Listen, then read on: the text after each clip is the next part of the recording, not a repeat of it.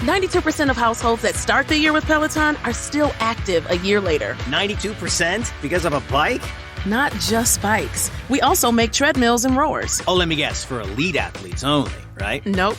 It doesn't matter if you're an avid exerciser or new to working out. Peloton can help you achieve your fitness goals. 92% stick with it. So can you. Try Peloton bikes, tread, or row risk-free with a 30-day home trial. New members only. Not available in remote locations. See additional terms at onepeloton.com/home-trial. When it comes to business printing, why choose anything less than Print Perfect? For brochures with the finest folds, beautifully bound booklets, and flyers in captivating color, try Staples and see the difference. Plus, right now, get $10 off document printing and marketing materials when you spend $50 or more. Ends February 25th. Rewards members only. Bonus must be redeemed in store. Visit staples.com/store/printbig for details.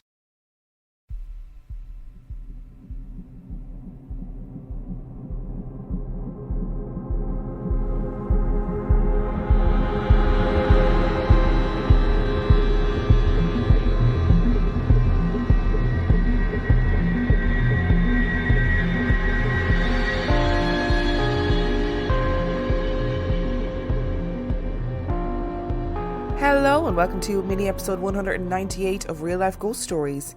And I have 3 spooky stories for you today, and the last story comes from September the 5th, 2022.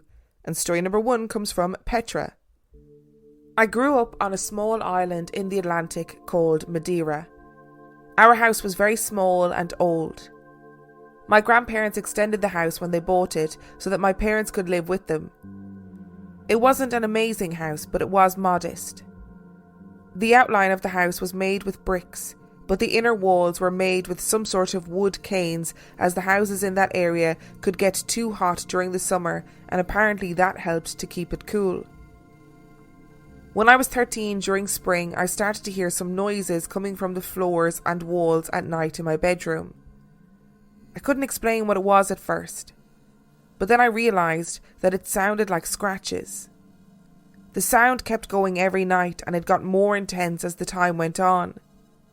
I would turn the lights on and couldn't see anything there, but I definitely knew where the sound was coming from. It started to keep me awake, and my grades were affected because of it. My mum was so angry because my grades had been going down, so when I told her what was going on, she decided that she would spend the night in my bedroom. She couldn't hear a thing. She thought I was making excuses and dismissed what I had told her. From then on, I decided to pretend to sleep in the bedroom, but actually was going to the living room and sleeping on the sofa. Fast forward to that summer, my brother came to visit. We spent every night watching horror movies, as we still do when we visit each other. And I remember occasionally telling him about the noises, but I think he thought I was trying to mess with him. He would sleep in my bedroom and I would sleep on the sofa, and I was at ease with that deal. One very early morning, I woke up to screams. It was my mum and my brother. My brother heard the noises. He turned the light on his phone to see what it was, and as he turned it on, a cockroach fell on him. He brushed it off, but then another one fell on him. He moved the light to the walls, and thousands of cockroaches had filled the room. They were crawling and flying everywhere. In a state of panic, he called my mum with his phone, and she finally saw it with her own eyes.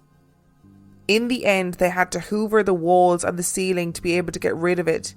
And since then, I developed a phobia of creepy crawlies. Turns out that somehow a nest grew inside those hollow walls and kept multiplying until they had to burst out through the wood. So I'd spent months listening to the nests grow through the walls. The year after that incident, my nan had passed away. It was a really sad period, but once I was ready, I decided that I would move to her bedroom, as I could no longer spend any time in my bedroom in fear of the story repeating itself, and sleeping on the sofa was causing me aches and pains. The room was quite big in comparison to the small room I had, and as it was an original part of the house, it was all made with brick. I had one window by the side of my bed. It had metal blinds on the outside, a metal grid to prevent anyone from getting in to rob the house, and glass inner windows.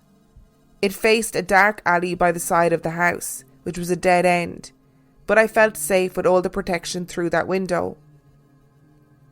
I've always been a night owl.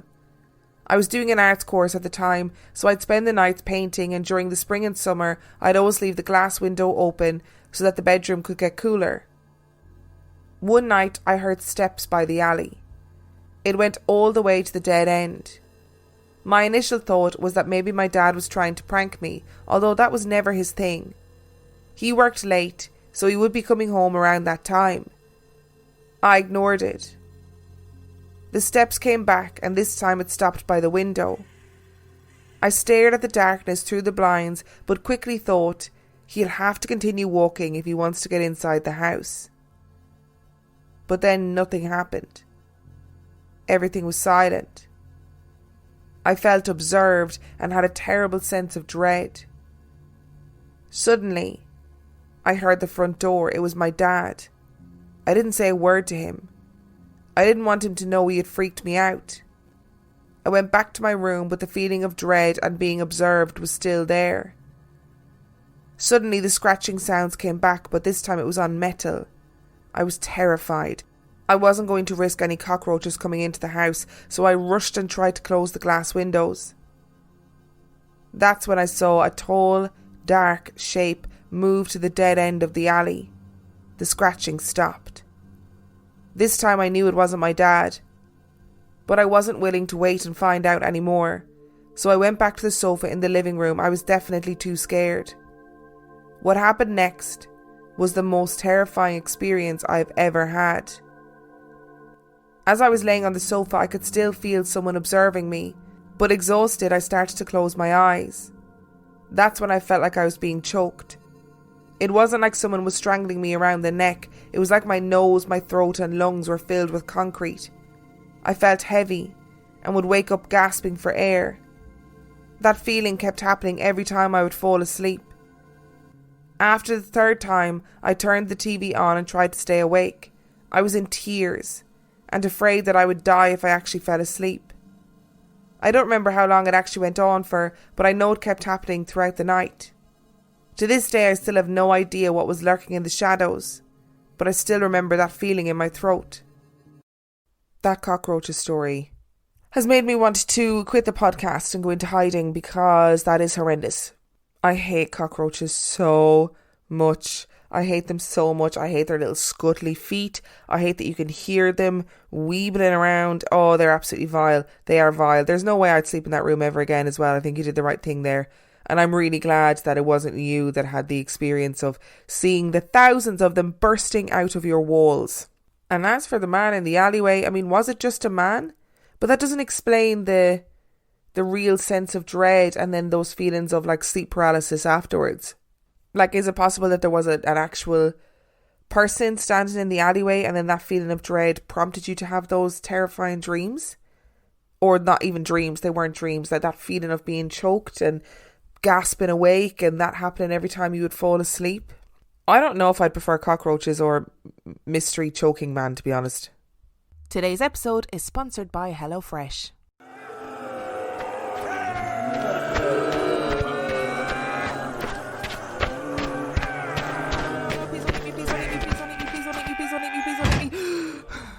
I cannot keep risking life and limb in this zombie apocalypse to go to the grocery store. If only there was an easier way.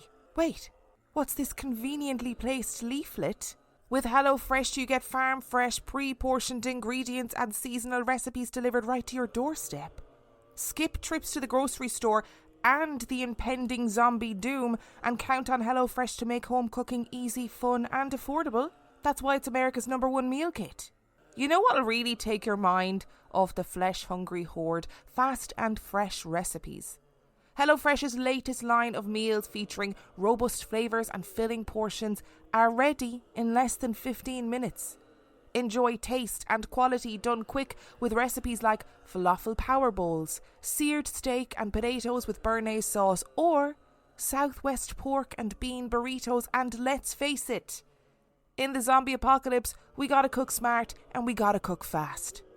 And you know what? We don't all want to be out there fighting our way to the store, so you can stock up on snacks, sides, desserts and more at HelloFresh Market. Simply add these staples and sweets to your weekly order and they'll arrive on your doorstep along with your meals.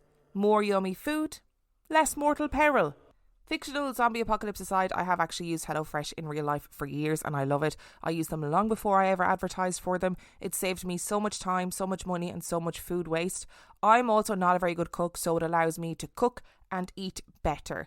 Go to hellofresh.com/reallifeghoststories22 and use the code reallifeghoststories22 for 22 free meals plus free shipping. That's hellofresh.com/reallifeghoststories22 and use code reallifeghoststories22 for 22 free meals plus free shipping. Oh no, what is that? Oh no, it was meant to be fictional. It wasn't meant to be real. 92% of households that start the year with Peloton are still active a year later. 92% because of a bike? Not just bikes. We also make treadmills and rowers. Oh, let me guess, for elite athletes only, right? Nope. It doesn't matter if you're an avid exerciser or new to working out. Peloton can help you achieve your fitness goals. 92% stick with it. So can you. Try Peloton bikes, tread or row risk-free with a 30-day home trial. New members only. Not available in remote locations. See additional terms at onepeloton.com/home-trial. And story number 2 comes from Clara. My parents are divorced and I live with my mum. I still see my dad every few weeks and that's where it all happened. A couple of years ago I stayed at my dad's apartment and went to bed as I usually did and fell asleep pretty quickly. At around 3 a.m, I woke up and turned to the door, which was opened a bit because we have cats and I don't want them to get locked in a room. I looked at the door and standing in my doorway was an old man.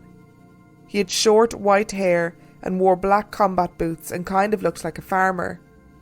I got really scared and turned away and never really saw him again until I saw him in my dream one time. A few years after that I heard knocking and scratching from the room beside me. I told it to go away and the sound stopped. Nothing happened, but my dad didn't believe me. I told my mum and she actually believed me because she also sees and hears stuff like that. Well, we've now established that the knocking and scratching is actually just one giant cockroach trying to get your attention, or loads of cockroaches on each other's shoulders in a trench coat trying to pretend to be an old man.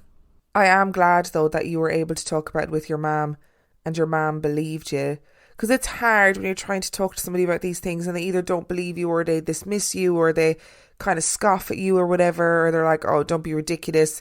But it's good to have somebody that you're able to talk to about it and get that sense of validation. And I wonder who he was. Like, I wonder, was he like a little residual energy, or if your dad's house was built on a farm where somebody had lost their life, or it was somebody connected to your dad. I would love to know.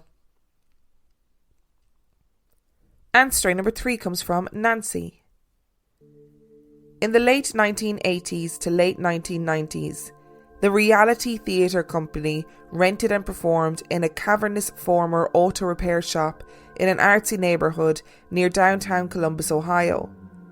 The building is locally famous for the enormous 30-foot by 15-foot copy of the Mona Lisa that someone painted on one of the outside walls in 1990. This alone would be enough to attract attention, but it's all the more noticeable for the fact that the mural was painted sideways, so that Mona seems to be lying on her ear.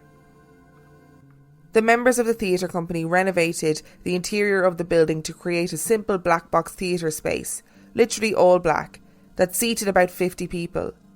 Reality Theatre primarily produced plays that had LGBTQ themes, although in later years the fair expanded to include more general interest contemporary and even classic plays. I became involved in the theatre when I was cast as Hester Salaman in Equus, and for several years I appeared in plays a few times a year, mostly in smaller roles. Eventually I drifted more and more into box office work, costume design and script writing. I finally had to admit to myself that I'm not a great actor. The theatre was founded during the worst of the AIDS epidemic, which had already taken the lives of several of the founding members of the group by the time I got involved, and many of the people I worked with had lost good friends. In fact, one of the people I met early on and who I became a close friend of later died of AIDS only a few weeks after being diagnosed. There were 2 odd occurrences that I experienced at the theatre over the years I worked there. One was during the run of a play called Child Byron by Romulus Linney, about the poet Lord Byron and his daughter Ada Lovelace. Much of the play involves interactions between the adult Ada and the ghost, or perhaps drug-induced hallucination, of her dead father. The set was simple, and it was not changed at all throughout the course of the play. The main area of the set was meant to be the sitting room of Ada, the few pieces of furniture and the props suggesting an early 19th century library. There was a small round table at which Ada sat at various points in the play. Spread over the table was a heavy tapestry-type cloth, and on top of that were a few books, a cup, a saucer, and an old-fashioned silver butter knife. The knife figures in the plot when Ada, in an overly dramatic gesture, grabs it in a supposed attempt to cut her wrists. Her father, Lord Byron, mocks her suicide attempt by pointing out that she's using a butter knife, and she puts it back on the table. The knife never features again in the plot, and throughout the run of the show it stayed on the table along with the other set pieces. One night, after several weekends of performances that had gone without any glitches, the actress playing Ada reached for the knife at the appropriate time, only to find that it wasn't there. Thinking quickly, she half turned away from the audience and mimed grabbing the knife and trying to slit her wrist with it. The actor playing Lord Byron gave his line. She mimed putting the knife back on the table, and the performance moved on. I think most of the audience members were none the wiser. When the performance was over, a search for the knife turned up nothing, and the cast and crew members were all mystified as to what might have happened to it. I don't remember if the props person had checked that the knife was there just before the performance, as she should have, but even if she had neglected to check, it wouldn't explain why the knife had disappeared in the first place, since there was no reason for it to ever have been removed from the table. Fortunately, we were able to get a replacement antique butter knife in time for the next performance, and there were no more problems with it or any other props during the rest of the run. It was as we were all striking the set at the end of the run that a cast member finally found the missing knife. He had removed the props from the round table and taken off the tapestry cloth, and there was the original knife lying right in the middle of the table. The cloth was thick and coarse enough that the knife had been lying underneath undetected, presumably for the entire time that it had been missing. Clearly the placement of the knife under the cloth had to have been deliberate, so the only remaining questions were who put it there and why. I knew all of the cast and crew members quite well, having worked with most of them for a few years at that time, and it was a very congenial group. I certainly wasn't aware of any tensions, and I could not imagine any one of those people wanting to sabotage the production, either out of spite towards one of the other performers or crew members, or even as a practical joke. And what would have been the point of putting the knife under the cloth, as opposed to hiding it somewhere else? I can't speak to whether any of the previous but by then departed company members might have engaged in practical jokes. The second incident took place during rehearsals for an LGBTQ-themed musical comedy review. I was in the cast, and our director was a veteran of the theatre scene in Columbus who had been involved in numerous productions at Reality. He had been among the founding members of the group, and had many close friends who had performed in the theatre's productions over the years.